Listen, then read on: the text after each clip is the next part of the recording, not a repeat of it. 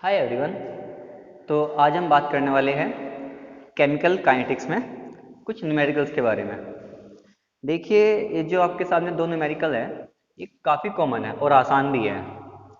ठीक है, सबसे पहले न्यूमेरिकल अगर देखते हैं हम, देखिए यहाँ पे कुछ लैंग्वेज थी कि give in the following curve, इस तरीके से वो हमने नहीं लिखी। यहाँ पे लिखते हैं एक ग्राफ दिया गया है आपको और आपसे दो क्वेश्चन पूछे गए हैं, दो तीन कुछ भी पूछे, वो इंटरसेप्ट भी पूछ लें, स्लोप भी पूछ लेगा। ठीक है, बात करते हैं इस ग्राफ के बारे में। Predict the order of reaction. Graph को देखकर आप ऑर्डर ऑफ रिएक्शन निकाल सकते हो। कैसे निकालोगे? सबसे पहले आपको पता होना चाहिए इंटीग्रेटेड रेट इक्वेशन जो जीरो ऑर्डर की है। देखिए, हमें ऑर्डर नहीं पता तो हम आप हमसे पूछ सकते हैं कि जी आपको ऑर्डर नहीं पता, तो आप कैसे बता सकते हो कि मैं जीरो ऑर्डर है ना। देखिए, मैंने आपको लास्ट वीडियो में बताया था, अगर यहाँ पे कुछ कंसंट्रेशन लिखी गई है तो वो ऐसे लिखो जो 1 अपॉन में दिखाई दे। यहाँ पे -1 कर दूंगा मैं। ठीक है, यहाँ पे -1 कर दूंगा। यहाँ पे क्या है? -1। और इस अगर -1 में मतलब जो कंसंट्रेशन है, देखिए यहाँ पे R हो, A हो, ठीक है, -1 इसमें 1 ऐड कर दो, क्या आंसर आया आपके पास? -1 + 1 क्या आ गया? 0। तो ऑर्डर क्या हो गया? जीरो यूज हो गया, जीरो ऑर्डर रिएक्शन है ये वाली। ठीक है, बहुत सिंपल है ना। तो वहां पर 1/A होता, अगर कुछ भी हो आपको ये देखना है 1 अपॉन की फॉर्म में लिखना है इसको, जो इसकी पावर होगी उसमें 1 ऐड कर देना है, जो आंसर आएगा वही आपका ऑर्डर है। तो ऑर्डर क्या होगा?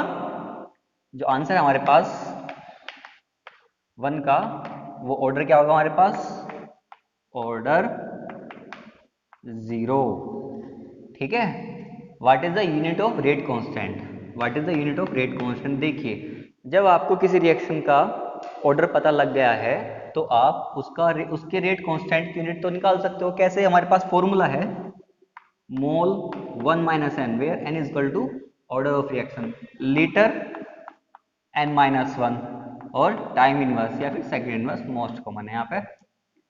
मोल 1 - 0, लीटर 0-1, और सेकंड इनवर्स।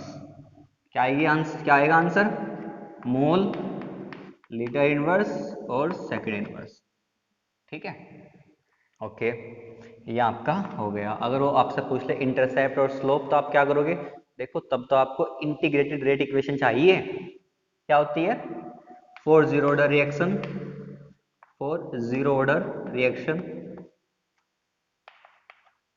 के टी इज इक्वल टू, देखिए कंसंट्रेशन उसने यहाँ पे ए दिया है, आर देता तो हम क्या करते हैं? R0 - R। यहाँ पे हम ए देख लेंगे, यहाँ पे ए जीरो क्या है मेरे पास? यहाँ पे initial concentration of reactant minus concentration after T time. हमें जो ग्राफ मिला है वो ए और टी के बीच में लिखा है, तो हम इसको कुछ ऐसे लिखेंगे, इस इक्वेशन को कुछ हम ऐसे लिखेंगे, ए इज इक्वल टू, ए इधर ले गया मैं, प्लस का हो गया, ठीक है, और ए जीरो, ये क्या है? माइनस, प्लस का था, प्लस का, ये यहाँ पे ये माइनस के टी हो जाएगा, इधर जाए क्या हो जाएगा? माइनस के टी। ओके, और ये प्लस, इसको हम अगर कंपेयर करते हैं y is equal to M X plus C से। देखो, लास्ट वीडियो में हमने आपको बताया था कि ये y होता है, ये x होता है। ठीक है, तो यहाँ पे y क्या है? a, यहाँ पे x क्या है? t। तो यहाँ पे m क्या होगा? यहाँ पे स्लोप क्या होगा बच्चों? यहाँ पे स्लोप होगा माइनस के, और देखो स्लोप किस चीज में आया है? माइनस में, तो जो कर्व होगा वो ऊपर से नीचे आएगा। ठीक है, अगर वो यहाँ पे पूछ रहे इंटरसेप्ट, सपोज कीजिए वो यहाँ से इंटरसेप्ट पूछ लेगा आपसे, तो आप क्या करोगे? इंटरसेप्ट इज इक्वल टू सी होगा ना। ये रहा आपका आंसर आ गया। देखो, दो चीज पूछी थी लेकिन हमने इंटरसेप्ट और स्लोप भी निकाल दिए। ठीक है, नेक्स्ट क्वेश्चन आपके पास, इसको मैं रख कर देता हूं।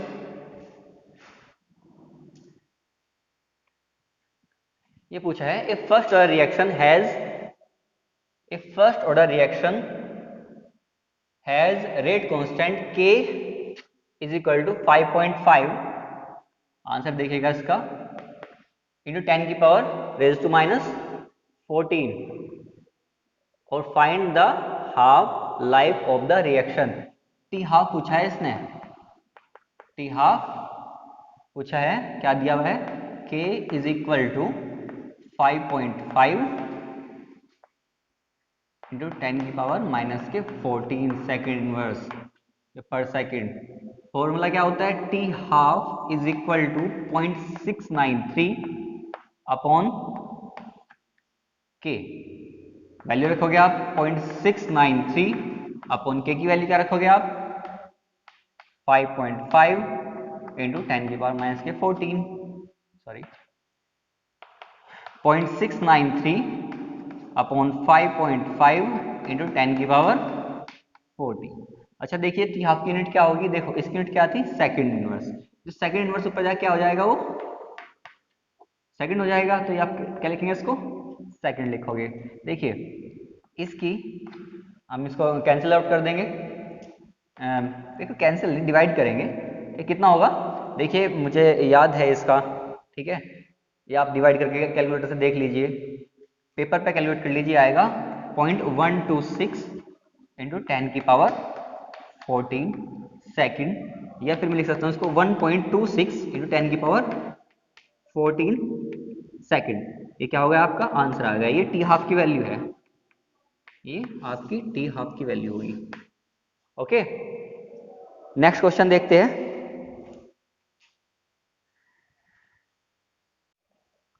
हाय एवरीवन, तो आज हम नेक्स्ट क्वेश्चन के बारे में बात करेंगे अपने, जो कि फर्स्ट ऑर्डर रिएक्शन का ही है।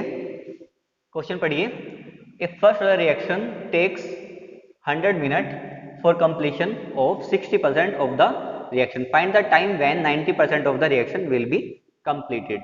ये कह रहा है कि 60% रिएक्शन कंप्लीट हो गई है, ठीक है 100 मिनट में, तो ये टाइम बता दीजिए जो 90% कंप्लीट होगी। पहली बात तो ये जो आंसर आएगा आपका 100 से ऊपर आएगा, 100 से ज्यादा आएगा, ठीक है।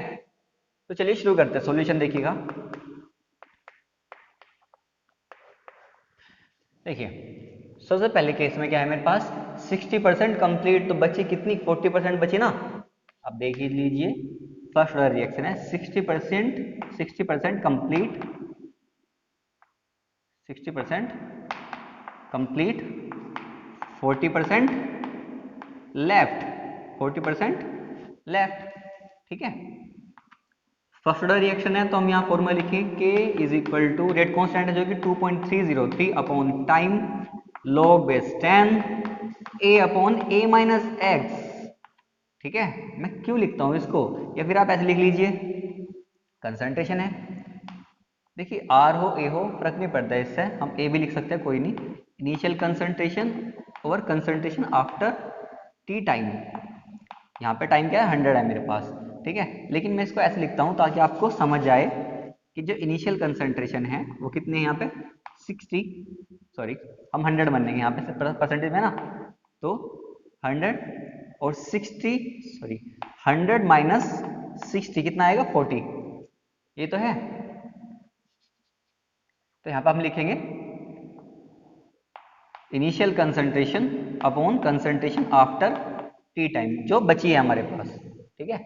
कितनी बची 40 बची ना, यहाँ पे देखिएगा 2.303 अपॉन टाइम, टाइम कितना मेरे पास 100 मिनट, लॉग बेस 10 पर कितना आएगा 100 आएगा, अपॉन ए कितना होगा 40, कट कर लीजिए इसको, 2 दूनी 4 और 2 पंजे 10, ठीक है।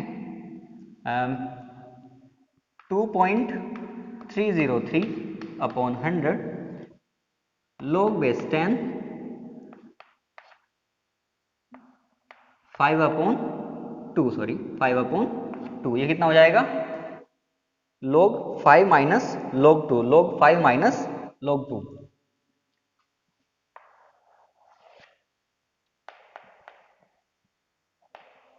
2.303 upon 100 log base 10 5 log base 10 2। लेकिन log 5 की वैल्यू क्या होती है, मैं एक बार कंफर्म कर लेता हूँ 0.699 होती है, ठीक है। वैसे मेरे याद थी, मैंने कंफर्म किया है बस। 2.303 अपॉन 100, तो फाइव की वैल्यू क्या होगी 0.6990 माइनस log 2 की वैल्यू क्या होती है, log 2 की वैल्यू क्या होगी, log 2 की वैल्यू होगी 0.3010। ठीक है, माइनस कीजिए इसको, 2.303 अपॉन 100, देखिए 0.989 और 6 माइनस 3 कितना आएगा 3, तो 0.398। देखिए इस इक्वेशन को ऐसे ही छोड़ दीजिए आप। ठीक है, अगर इसको सोल्व भी कर लेंगे तब भी हमें कोई लाभ नहीं होगा, तो हम इसको ऐसे ही छोड़ते हैं। ठीक है, बात करेंगे फिर। देखिए फिर क्या कह रहा है वो, find the time when 90% of the reaction will be completed. वो टाइम बताइए जहां पे 90% कंप्लीट हो जाए रिएक्शन। और मैंने आपको बताया था रेट कांस्टेंट की वैल्यू दोनों केस में एक ही रखनी है, चाहे 3 केस बन जा। ठीक है, तो हम यहाँ पे लिखेंगे 90% कंप्लीट, इसका मतलब क्या होगा 10% is left, 10% is left. K is equal to 2.303 upon time निकालना है मुझे, मैंने यहाँ पे लिख लिया T, ये टाइम मुझे फाइंड आउट करना है। log बेस 10, 100 बची कितनी है 10 बची ना, कितना हो गया log बेस 10 10 हो गया। और उसकी वैल्यू सिंपल है, आपको पता है इसकी वैल्यू तो क्या होती है 1। log बेस 10 10 की वैल्यू क्या होती है 1 होती है। ठीक है, K is equal to 2.303 upon T मुझे फाइंड आउट करना है। इसकी वैल्यू हो गई क्या 1, इसकी वैल्यू क्या हो गई 1 हो गई, ये जो पूरा था इसकी वैल्यू क्या हो गई 1। अब देखिए K की वैल्यू मेरे पास क्या है, K की वैल्यू है 2.303 अपॉन 100 इंटू 0.398, मैंने यहाँ पे जीरो छोड़ दी बच्चों, is equal to 2.303 upon T। देखिए हम T को इधर ले आएंगे तो क्या हो गए, T इज इक्वल टू 2.303 ये वाला, और 100 क्या आएगा इसके मल्टीप्लाई में आएगा, और ध्यान दीजिए ये क्या आएगा इसके डिवाइड में जाएगा 2.303, और ये भी क्या जाएगा इसके डिवाइड में 0.398। देखिए वैसे इसका आंसर मुझे पता है, लेकिन आप इसको कैलकुलेट कर सकते हो। 398 10 की पावर माइनस के 3। देखिए मैं इसको आपको डिवाइड करूंगा, इसको जो 10 की पावर माइनस के 3 आया है यहाँ से, देखो मैंने जो क्या किया था, जो 0.938 था इसको मैंने लिख लिया 398, और इसके मल्टीप्लाई में 10 की पावर माइनस के 3। अब मैं क्या करूंगा, इसको मैं ऊपर ले जा रहा हूँ, यहाँ पर 10 की पावर 3 हो गया। अब ठीक है, अरे भाई ये 10 की पावर 3 तो है, इसको मैंने 10 और 10 की पावर 2 अलग लिख लिया। अब मैं 1000 को अगर डिवाइड करूंगा, सपोज 398 से 1000 को डिवाइड करूंगा अगर 398 से, तो देखिए आ जाएगा, अगर हम को 3 टाइम्स चलाए तो चलने का नहीं, अरे देखिए 400 से 2 ही तो कम है, ये 400 2 ही तो कम है, और हम चलाएंगे 4 से 12 ज़्यादा हो जाएगा, बहुत ज़्यादा, तो 2 टाइम चलेगा, कितना आ जाएगा 2 8 16 और 2 9 18 और 1 19 और 2 3 6 और 1 7, कितना बचेगा 796 है। 800 में 4 की कमी है तो 204 बच जाएगा। ठीक है, 204 बच जाएगा। ठीक है, उसके बाद हम क्या करेंगे, एक काम कीजिए, यहाँ पॉइंट लगा के 0 और लिख लीजिए। ठीक है, अब देखिए 5 टाइम कोशिश करिए, 5 टाइम चल जाएगा, क्योंकि 4 5 20 होता है और 4 थोड़ा कम है, तो 5 टाइम चल जाएगा। 5 देखिए 398 की मल्टीप्लाई 5 में कीजिए, 5 40 की हासिल के 4 और 5 45 और 4 49 का 9 का हासिल के 4 और 5 दिया 15 और 4 19, कितना आ गया 1990। 1990 ये कितना है 2040, तो कितना बच जाएगा ये 50 बचेगा ना। देखिए 0 14 में से 9 गए, 14 में से 9 गए 5। ठीक है, यहाँ पे कितना बचेगा भाई, एक इधर से लिया तो हमने 10 हो गया, फिर इधर लिया 14 हो गया। ठीक है, फिर 14 में से 9 गए 5 गए, यहाँ पे 9 में से 9 गए 0, और यहाँ पे से एक में गया 0। ओके, 50 बच गया। उसके बाद 0 लिख लीजिए, एक बार और चलेगा, 398। ठीक है, यहाँ पे कितना बचेगा ये 112। 100 देखिए, 10 में से 8 गए तो यहाँ पे एक ले लिया था हमने, सॉरी नहीं 102 बचेगा, सॉरी बच्चों 102 बचेगा। ठीक है, 102। तो हम आगे डिवाइड नहीं करते इसको, ठीक है, आगे डिवाइड नहीं करते हम इसको, ऐसे छोड़ देंगे। कितना आ गया मेरे पास 2.51 मेरे पास आंसर आ गया जब इसको डिवाइड किया मैंने। 2.51 इंटू 10 की पावर, देखो 2 बचा था, ये 1000 तो मैंने ले लिया था यहाँ से, ये मल्टीप्लाई होगी तो कितना आएगा 251 मिनट। देखिए आपका पॉइंट के बाद और भी कुछ आ सकता है अगर आप कैलकुलेटर से करोगे, हमने इसको यहीं पे रहने दिया। ठीक है, वो 251 पॉइंट समथिंग भी आएगा। ठीक है, वैसे इसका आंसर मुझे पता है, बुक में लिखा हुआ है, इसका आंसर है 251.26 एग्जैक्टली 251.26। हम नहीं चाहते कि आपका कैलकुलेशन में टाइम खराब हो इसमें। ठीक है, इसके बाद हम नेक्स्ट क्वेश्चन पर बढ़ेंगे। ये क्वेश्चन आप वीडियो पॉज करके आप नोट कर सकते हो। नेक्स्ट हमारे पास जो क्वेश्चन है उसका टाइप कुछ अलग है। उसने हमें कोई हाइपोथेटिकल रिएक्शन दी है। ठीक है, हाइपोथेटिकल रिएक्शन दी है।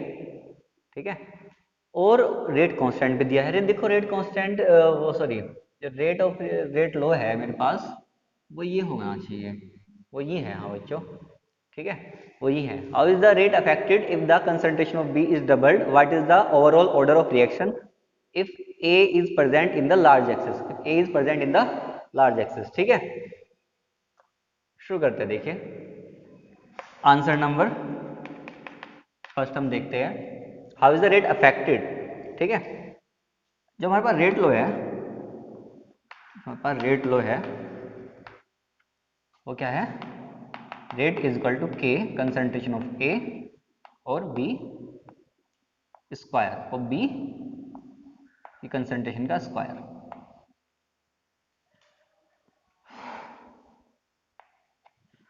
अब देखिएगा, मैं कंसंट्रेशन मान लूंगा, let the concentration of A is a, मैंने स्मॉल ए कह दिया, कुछ ज़्यादा स्मॉल बन गया, और कंसंट्रेशन ऑफ बी मैंने क्या दिया स्मॉल बी, तो आर हो जाएगा के ए बी स्क्वायर।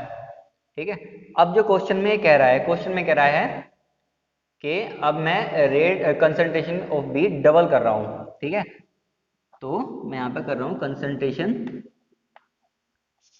देखिए अकॉर्डिंग टू क्वेश्चन, ये कह रहा है हमसे कंसंट्रेशन ऑफ बी कितनी कर रहा है, डबल कह रहा है। ठीक है, डबल मीन्स 2b, पहले कंसंट्रेशन किया थे बी, अब डबल होगी तो ये हो गई। तो मेरे पास जो है ए की उसने कहा कुछ अफेक्ट नहीं हुई, ए के बारे में तो उसने कुछ नहीं कहा। ठीक है, तो हम ए को एज इट इज रखेंगे। यहाँ पे देखिए ये क्या हो जाएगा, अब आर इज इक्वल टू के ए, और जो बी होगा इसका क्या रखेंगे हम 2b, और इसका स्क्वायर कितना हो जाएगा के ए 4b स्क्वायर, या फिर 4 के ए बी स्क्वायर। अब देखिए अगर मैं देखो k A B square equal to क्या होता है, के ए बी स्क्वायर होता है पुराना रेट जो हमारे पास पहला रेट था। मैंने इस रेट को, जो नया रेट आया मैंने आर डैश कह दिया। ठीक है ना भाई, नए रेट को मैंने आर डैश कह दिया, तो अभी हो जाएगा R dash is equal to 4 into पुराना रेट जो था मेरे पास आर। तो उसने पूछा था कि क्या अफेक्ट होगी, कैसे अफेक्ट होगी, रेट कैसे अफेक्ट होगा। अब देखिए कंसंट्रेशन डबल करने पर तो रेट हो जाएगा 4 गुना। ठीक है, rate become 4 times, rate become 4 times. Okay,